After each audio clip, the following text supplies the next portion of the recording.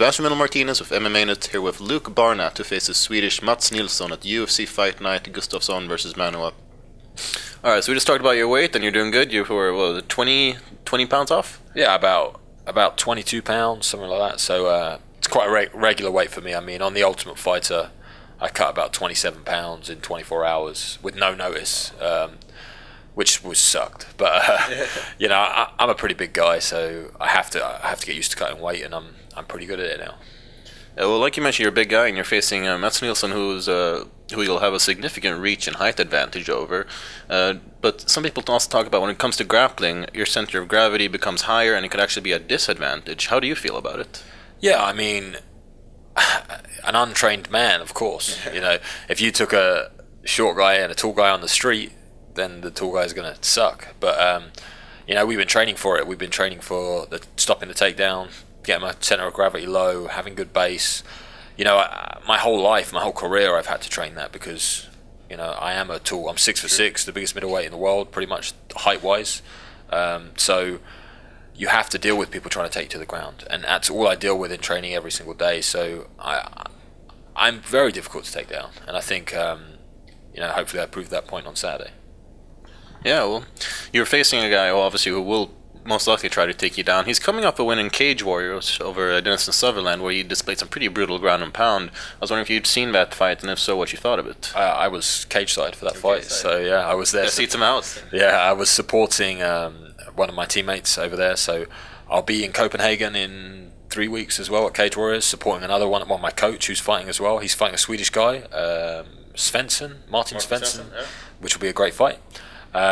You know, so I'm hoping, you know, me and Mats Nilsson can have some beers in Copenhagen because I think his teammate is the main event. I think. Yeah. But yeah, no, I was there. And you say brutal ground and pound.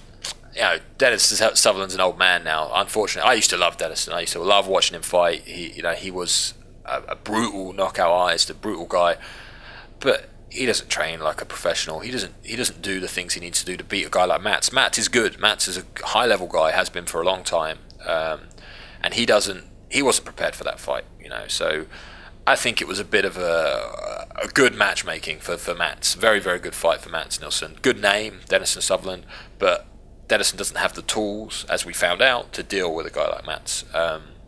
So yeah, I was caged. I was at both his last fights. I was live. He fought Chris Scott as well. I was there live as well, and I wasn't there live, but I've seen the Thor fight as well. But I saw it live, like I watched it online live, because August Vollen runs the Zone in Sweden, so you know I have ties there, and I watch most of the events. And yeah, I'm a bit of an MMA geek. You know, I watch a lot of fights. So you know, Mats has been on my radar for a long time.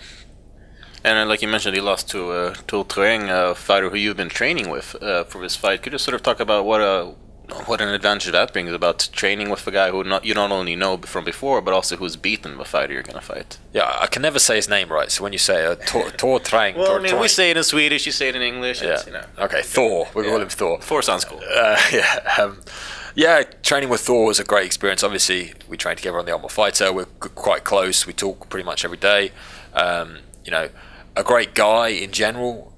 Fantastic athlete. Fantastic technician, very, very good technically, and he had a very similar game plan that I'm going to have against Mats. Avoid the takedown, beat him up on the feet.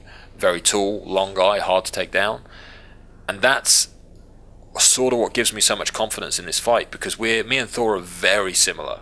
And he couldn't handle Thor, and I'm a bigger version, and I hit a lot harder. So it's you know, Thor had some great insights. Having him come over and train, he knew the Swedish mixed martial arts community would love that.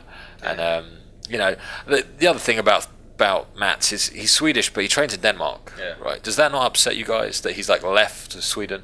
Well, he's from the south, which is where I'm from, and that region used to be Danish. Oh, okay. So actually, the northern Swedes aren't so fond of us southerners, so we're kind of whichever we're. So I don't mind. Maybe my camera guy minds. I'm not sure.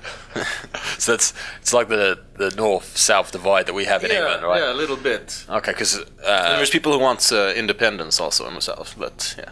Okay. There's very few. There's a political party, they never win anything. Because Thor's from Umeå, so that's very up north, right? Oh yeah, it's basically when we fought, it was far north versus Far South. Oh wow! Okay, it was a big fight. I remember it being a huge fight in the middleweight division. It was for the #1 Swedish middleweight, like at the time, I believe. Thor won and is now ranked the #1 middleweight in Sweden, I believe, and I think Mats is probably second or maybe third. Yeah, I believe so. Yeah. Yeah, Magnus Kallenblad, I think Mats is a little bit better than him, but so it was a big fight, and I watched it, and I didn't know that. So he's Danish technically, or is he Swedish?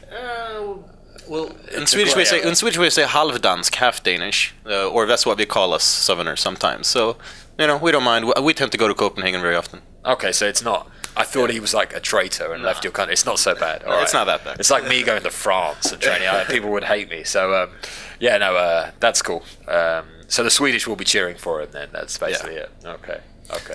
And so we were talking before about in the media comes about your previous fights in the UFC. You've had 2 fights now, and people often talk about the difference between UFC level of competition and sort of more local leagues. I think he's had more fights than you, but you've had more fights in the UFC. When it comes to experience, who do you think has the advantage?